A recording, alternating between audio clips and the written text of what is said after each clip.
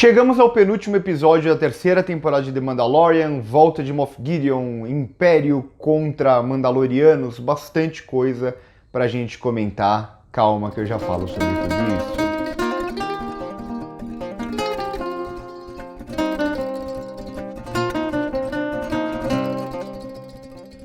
Antes de mais nada, eu queria falar para vocês que está rolando uma obra aqui do lado há um bom tempo já e é maquita o dia inteiro, inclusive ela está começando de novo.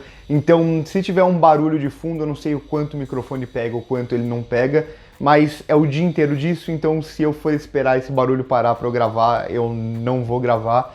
Então, eu vou tentar dessa forma mesmo, espero que o barulho de fundo não atrapalhe a qualidade do vídeo. Bom, aqui a gente tem o episódio que a temporada vinha preparando a gente, né? O retorno de Moff Gideon, também o lance de mostrar o Império crescendo nas sombras e também a tentativa da reconstrução de Mandalore. Então a gente tem aquilo que a temporada vem construindo e vai começando a culminar aqui nesse episódio e provavelmente no episódio seguinte também. Além de outras coisas, né? A gente tem aqui o IG-11 que virou IG-12, qual que vai ser a função dele na temporada, algo que a gente esperava desde o primeiro episódio. Aqui eles usam isso para mostrar também um pouco do Baby Yoda, né? Porque o Baby Yoda e o Mando, eles acabam os dois ficando bem de lado nessa temporada, mas principalmente o Baby Yoda. Muita gente falou sobre isso no episódio passado, que parece que muita gente só percebeu isso no episódio passado, mas é algo que eu venho comentando quase que desde o começo da temporada. Aqui a gente tem uma temporada que a gente tem o protagonismo muito mais da Bo-Katan tentando reconstruir Mandalore do que do Din Djarin. O Din Djarin ele acaba sendo apenas ali uma espécie de braço direito dela. Ele não tem tanta função na temporada, ele não é tanto o protagonista aqui dessa temporada, longe disso. Vi gente defendendo, falando que a série se chama The Mandalorian, então isso daí pode ser no plural e tudo bem, a Bo-Katan ser a protagonista da temporada. Enfim, eu não compro tanto isso, mas ainda assim a gente entende esse plano do Dave Filoni, do Jon Favreau, de construir uma espécie de Mandoverse. Então, da mesma forma que na temporada de Boba Fett, de O Livro de Boba Fett, a gente tem um episódio que o Boba Fett não aparece e é todo sobre o Din Djarin, aqui a gente vai ter um pouco disso, né? A ideia é construir uma espécie de momento ali, né, que vai juntar todas essas séries, vai juntar, por exemplo, a série da Ahsoka também que vem a seguir, o livro de Boba Fett, entre outras, e que vai culminar provavelmente naquele filme que foi confirmado agora na Star Wars Celebration. Então, comentem aqui embaixo o que vocês acham disso. Muita gente assiste The Mandalorian por causa do Mando e do Baby Yoda, ou do Din Djarin e do Grogu, que foi o que alavancou um pouco Star Wars de volta para uma parte do público recente. Eu entendo a frustração de muita gente quando os personagens que essa série vendeu desde o início acabam ficando escanteados nessa terceira temporada. É uma lógica até em algum sentido semelhante àquilo que o universo Marvel faz muito, que eu confesso que no universo Marvel me tira bastante do universo Marvel, que é esse lance de, eu vou assistir um filme do Thor, e aí vai aparecer nesse filme do Thor o Hulk, os Guardiões da Galáxia, o Homem de Ferro, o Homem-Aranha, todo mundo, e acaba perdendo essa identidade única. Bom, a proposta do Dave Filoni, a partir do livro de Boba Fett principalmente, é fazer um pouco isso. Não vai ter muito esse lance mais de The Mandalorian, é sobre o Din Djarin e o Grogu. O livro de Boba Fett é sobre o Boba Fett. A Ahsoka é só sobre a Ahsoka. A ideia dele é meio que preencher esse período. Eu começo a comprar um pouco mais essa ideia a partir de agora, mas ainda assim, quando a gente espera uma temporada dos dois personagens centrais, acaba sendo um pouco frustrante, é verdade. Mas eu achei esse episódio em si muito, muito bom, talvez o melhor da temporada até agora. Não só nos acontecimentos, mas principalmente em como o Rick Famuyiwa, que é o diretor desse episódio, já dirigiu vários episódios também de The Mandalorian até agora, como ele cria momentos de tensão principalmente, né? Então eles chegam em Mandalore e aí tem uma nave vindo, quem é essa nave? E aí eles descobrem que essa nave são Mandalorianos que ficaram ali. Ou em Nevarro a gente já sabe inicialmente que o Império vai tentar acabar com os planos dos Mandalorianos, e a gente tá em Nevarro e de repente vem naves gigantes passando por cima de Nevarro.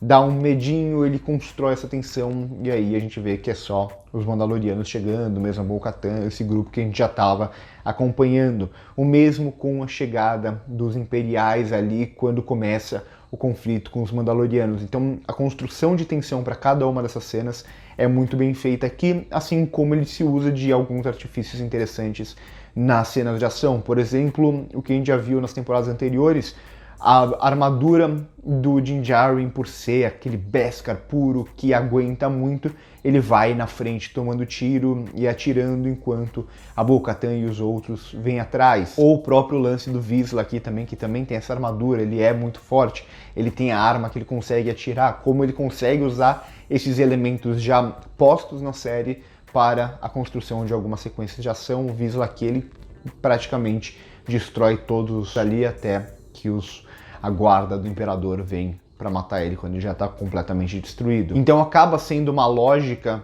que o Dave Filoni já fez muito nas séries animadas. Quando a gente tem, por exemplo, Rebels, quando a gente tem Clone Wars, não são todos os episódios que a gente vai ter, por exemplo, a Ahsoka-Tano. A Ahsoka-Tano tem uma temporada que ela nem tá em Clone Wars e ela é a protagonista de Clone Wars. Ou a mesma coisa em Rebels, não é sempre que o Ezra é o foco do episódio. Só que a diferença, talvez, dessas duas séries para The Mandalorian é que Clone Wars a gente tem muitos personagens, então tudo bem de ter um episódio que é só sobre o Obi-Wan fazendo um plano secreto com os Jedi que o Anakin não tá sabendo.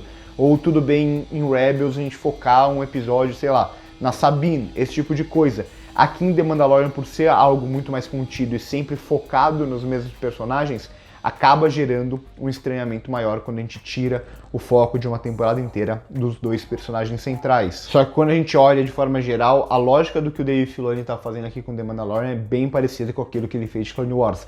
Até esse lance de você tentar reconstruir elementos de uma trilogia que no momento não deu muito certo. Vamos lembrar, a trilogia prequel, quando ela lançou, ela foi escorraçada, chegou Clone Wars, conseguiu juntar várias peças e muitos dos fãs que não gostavam da trilogia prequel começaram a gostar mais por causa de Clone Wars. Algo semelhante pode ou não acontecer, muito recente, com essa trilogia nova, e também é uma trilogia muito mais sem coerência em comparação à trilogia prequel, que tinha uma coerência apesar dos problemas, mas aqui eles tentam juntar alguns elementos. O retorno dos Imperiais, a clonagem aqui volta a ser um tema. Então o Dave Filoni ele volta a trabalhar com todos esses elementos que ele gosta, a ponto de colocar na boca do Moff Gideon aqui, né? Esse lance de falar Jedis, Mandalorianos, clonagem, tudo junto. E ele vai, parece que é quase ele piscando pro fã e falando, esses são os elementos que eu sempre trabalho.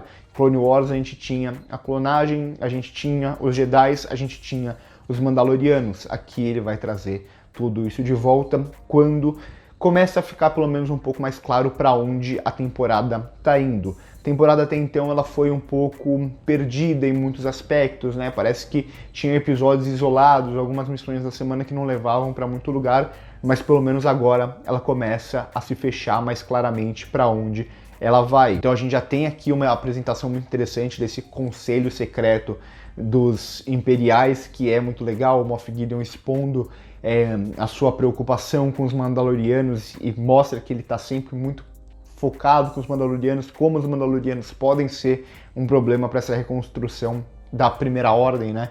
Agora, ou dos Imperiais nas sombras. A gente tem a citação do General Hux, a gente tem a citação do Thrawn, que parece meio, ali tirando o Pellaeon, ele parece meio obscuro para todos os personagens aqui. Então, mais uma vez, é uma série que em algum sentido já joga para a próxima série, que é a série da Ahsoka, onde a gente vai ter o Thrawn. A gente tem também a citação do projeto Necromant, ou do outro lado a gente tem a própria Bo-Katan explicando tudo aquilo que aconteceu. Ela continua liderando aqui os Mandalorianos. Eles meio que falam aqui, eles colocam o Din Djarin para expor por que ele vai seguir a Bo-Katan cegamente e tudo mais, o diálogo dos dois, né? Porque ela tem que ser a líder. Algo que a temporada tentou construir como um todo. Eu pessoalmente gosto bastante da Bo-Katan. Muita gente eu vi odiando a Bo-Katan porque ela não pode protagonizar a série ou porque ela é muito chata. Eu sempre gostei muito da Bo-Katan. Aqui eu acho que eles dão até um traço mais interessante quando ela revela para todos eles falando, não, eu me entreguei pro Império mesmo, eu achei que aquilo era a melhor coisa a se fazer. A Bo-Katan, desde Clone Wars, entre muitas escolhas erradas e algumas acertadas, ela sempre parece que, pela visão dela, ela tá tentando proteger Mandalore. Então eu gosto bastante da Bo-Katan, eu acho que ela de longe não é o problema dessa temporada, talvez o problema seja justamente esse desvio de foco. E mais uma vez, aqui nesse episódio fica claro de novo que o Din Djarin, principalmente o Grogu, não tem muito o que fazer. Eu não acho que eles não têm muito o que fazer em Star Wars, nesse Mandoverse, como eu vi muita gente falando, não, o arco deles já acabou. Eu não acho que o arco deles tenha acabado, mas eu acho que o arco deles esteja passando por um hiato até um próximo momento mais importante. A gente vai ter uma revelação, provavelmente, pelo que foi construído até então, até do propósito maior, do porquê a proteção tão grande ao Grogu e tudo mais. Mas nesse momento eles realmente ficam escanteados e esse episódio vai provar isso mais uma vez. Traz o lance do IG-12 só pra falar, olha, o Grogu tá aqui, ele separa uma briguinha, ele diverte um pouco a gente porque ele é muito engraçadinho e tal, mas no geral é uma temporada que o personagem ele tem muito pouco propósito. O Din Djarin, ele ainda tá nesse bolo, por mais que ele não seja protagonista, ele ainda tá nesse bolo de tentar reconstruir Mandalore. Ele ainda protagoniza os primeiros episódios da temporada, mas o Grogu, ele ainda assim, ele acaba ficando mais escanteado. Então, acaba ficando mais claro agora, ou já tinha ficado, mas agora fica ainda mais claro o propósito maior dessa temporada. E todos aqueles elementos trazidos inicialmente, desde o IG-11, desde o porquê tinha o lance mandaloriano na nave que resgatou o Moff Gideon, ou porque um episódio quase inteiro para mostrar aquela Imperial infiltrada na Nova República. Tudo isso vai ganhando um propósito mais claro quando fica claro aqui que o debate, o embate principal vai ser justamente entre esses imperiais surgindo nas sombras e por que Mandalore acaba sendo um problema para eles. Porque esses dois elementos centrais foram tão trabalhados na temporada, com a Bo-Katan de um lado, o Moff Gideon e o Império crescendo nas sombras do outro. Claro, mais uma vez, tudo pensando em um propósito maior, não pensando em Grogu e Din Djarin, mas pensando em um Mandoverse, como ficou conhecido pelos fãs. E essa temporada acaba sendo mesmo uma temporada que escanteia esses dois personagens centrais para pensar em algo maior. Eu não gosto tanto dessa ideia de você sempre estar pensando num universo e não pensando naqueles personagens centrais, naquela história central, mas pelo menos aqui começa a mostrar que dá uma cara mais interessante para tudo aquilo que foi construído na temporada.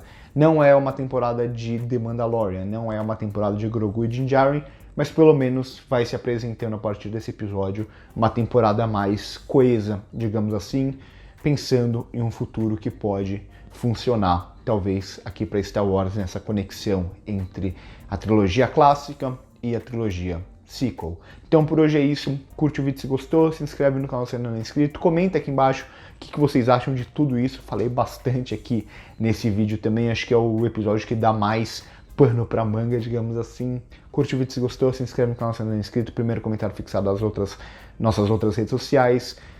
Por hoje é isso e corta.